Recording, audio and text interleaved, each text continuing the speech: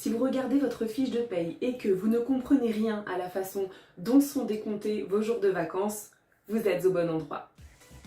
Bonjour, je suis Caro de la chaîne Caro et le droit et je vous propose aujourd'hui de voir ensemble comment fonctionnent vos congés payés. N'hésitez pas à mettre cette vidéo sur pause dès maintenant pour prendre votre dernière fiche de paie et vous verrez en principe à la fin de la vidéo, vous serez à même de comprendre la partie sur les congés payés.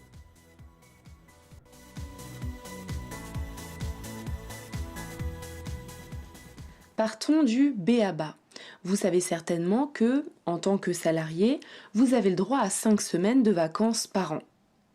Mais savez-vous comment sont calculées vos 5 semaines ? C'est important de le savoir parce que sinon, vous ne pourrez pas comprendre les autres règles qui régissent les congés payés. Donc, comment sont calculées vos 5 semaines de vacances annuelles ? Vous allez voir, ça peut paraître simple, mais en réalité, ça ne l'est pas tant que ça. En fait, pour chaque mois que vous travaillez, vous accumulez des jours de congés payés.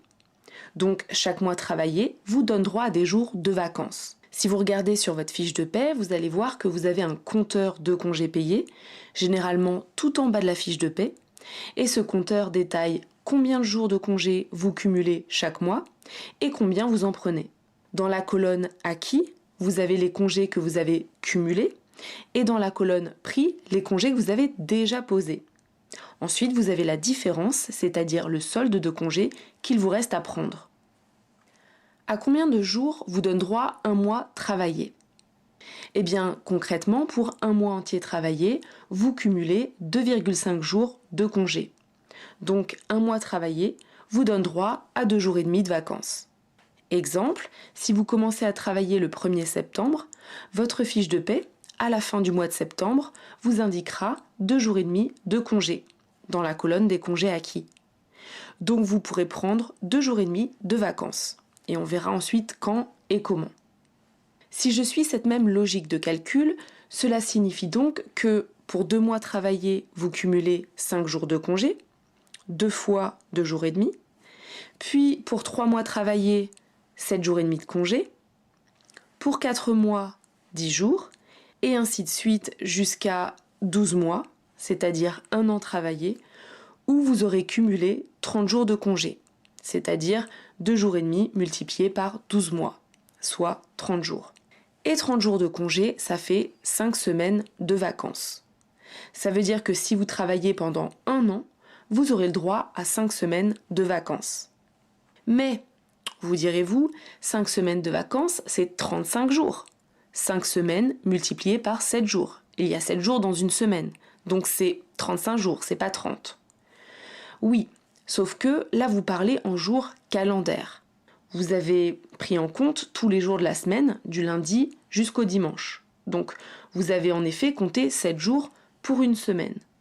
Alors que, petite subtilité, lorsqu'on calcule les congés payés, on calcule le plus souvent en jours ouvrables. Les termes sont importants. Et en jour ouvrable, une semaine équivaut à 6 jours. Parce qu'en fait, on ne tient pas compte du jour de repos, du dimanche. On fait comme s'il n'existait pas. Donc, en jour ouvrable, il faut 6 jours pour faire une semaine. Donc, si j'ai 30 jours ouvrables dans mon compteur de congés payés, j'ai bien, au final, mes 5 semaines de vacances. Par contre, évidemment, j'ai bien 5 semaines de vacances pleines.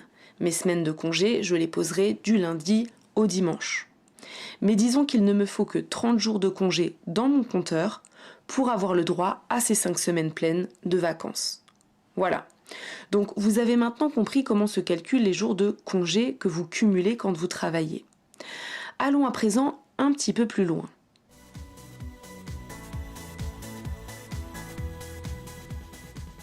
Si vous regardez votre fiche de paye, vous verrez que vous avez en réalité 2 compteurs de congés payés. Un compteur qui doit s'appeler congé N-1 et un autre compteur qui doit s'appeler congé N. Alors, en fonction des logiciels de paye utilisés, parfois les intitulés varient. On peut avoir par exemple un compteur intitulé CP A-1 et un compteur CP en cours. Ou on peut avoir aussi un compteur congé de l'année et un autre congé en cours d'acquisition. Donc regardez sur vos fiches de paie, vous, comment c'est intitulé. Alors, à quoi correspondent ces 2 compteurs ? Pourquoi avoir 2 compteurs ? Eh bien, c'est là où les choses se corsent un petit peu, restez bien avec moi. Le compteur N, ou congé en cours, est le compteur des congés que vous êtes en train de cumuler cette année. Le compteur N-1, ou congé de l'année, est le compteur des congés de l'année précédente. Rappelez-vous, je vous ai dit que si vous travaillez 1 an, alors vous avez le droit à 5 semaines de vacances. Eh bien ici, chaque compteur représente 1 an. Le compteur N est le compteur de l'année qui est actuellement en cours, et le compteur N-1 est le compteur de l'année passée. Mais attention, les compteurs ne tiennent pas compte de l'année civile de janvier à décembre. Non. Ils ne tiennent pas compte non plus de votre date d'embauche. C'est vrai que, après tout, on pourrait considérer que le compteur démarre à votre embauche et se termine à la date d'anniversaire l'année qui suit. Non. Non, parce qu'en réalité, ces 1 an vont se décompter du 1er juin jusqu'au 31 mai de l'année qui suit. Alors, il y a des entreprises qui sont un peu décalées, mais en principe, c'est du 1er juin au 31 mai suivant. C'est ce qu'on appelle la période de référence. C'est la période qui est retenue pour calculer les jours de congé d'un salarié. Par conséquent, le compteur N est le compteur de cette année. Il a commencé au 1er juin dernier et il terminera au 31 mai prochain.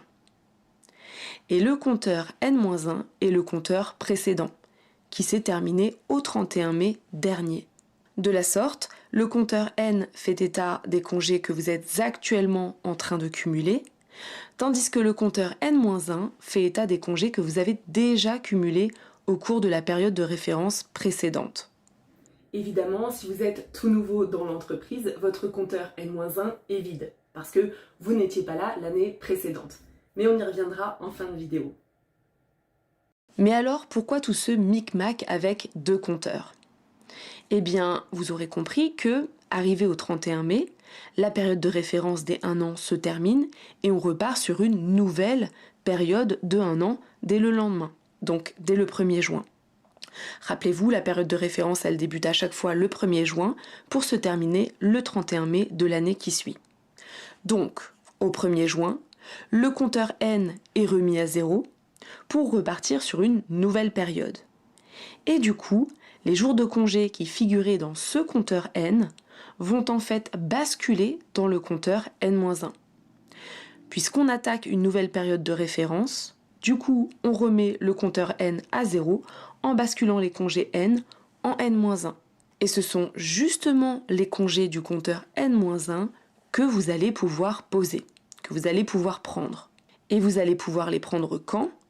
Eh bien, pendant l'année N. Le mécanisme est en fait le suivant.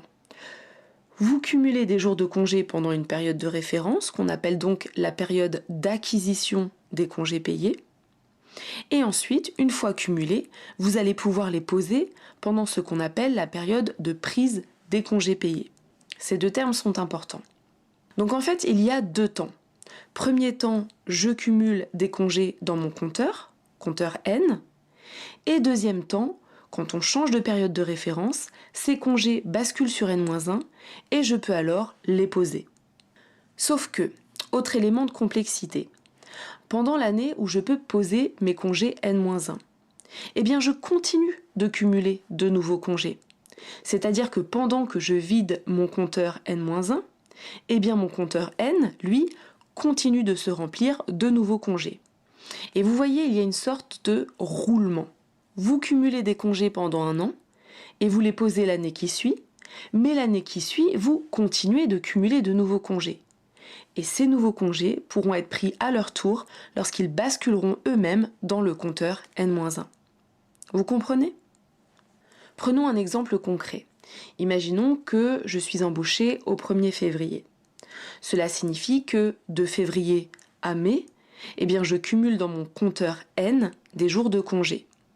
On a dit 2 jours et demi de congé par mois travaillé.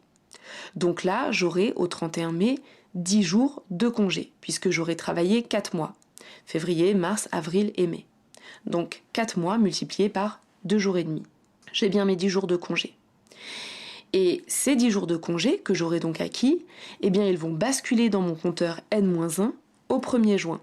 puisqu'au 1er juin, une nouvelle période de référence débute. Et puisqu'ils seront dans mon compteur N-1, je pourrai alors les poser. Par exemple, je pourrais décider de les poser pendant les vacances d'été. Mettons que je les pose au mois de juillet. Si je pose 2 jours de vacances au mois de juillet, mon solde du compteur N-1 sera alors de 10 jours moins 2 jours, donc 8 jours. Il me restera donc 8 jours de solde de congé dans mon compteur N-1, à poser à un autre moment. Oui, mais en juin et en juillet, j'aurai continué à travailler. Donc mon compteur N, lui, se sera rempli en parallèle. Dans mon compteur N, j'aurai 5 jours de congé. 2 mois, juin et juillet, multipliés par 2 jours et demi de congé. Est-ce que c'est clair pour vous ? Alors, ceci étant précisé, je sais que certaines entreprises acceptent que les salariés posent leur congé par anticipation. En effet, certaines entreprises acceptent que les salariés posent des congés de façon anticipée, c'est-à-dire qu'ils posent des congés qui se trouvent encore dans leur compteur N, sans attendre qu'ils basculent sur N-1. C'est notamment le cas pour les nouveaux embauchés, pour qu'ils n'aient pas à attendre trop longtemps avant de pouvoir profiter des vacances. Et les entreprises en général dans ce cas-là acceptent qu'ils posent les congés du compteur N. Et en effet, c'est une possibilité. Mais dans ce cas-là, les règles vont être un petit peu différentes parce que le régime des congés pris par anticipation est un petit peu spécifique. Donc vous retenez ici le principe général qui est que vous ne pouvez poser que les congés qui se trouvent dans votre compteur N-1. Voilà les amis, je ne vous donne pas plus d'informations ici. Si vous avez déjà compris le mécanisme des périodes de référence et du calcul de vos jours de congé, c'est déjà très bien. J'ai essayé ici de simplifier un maximum.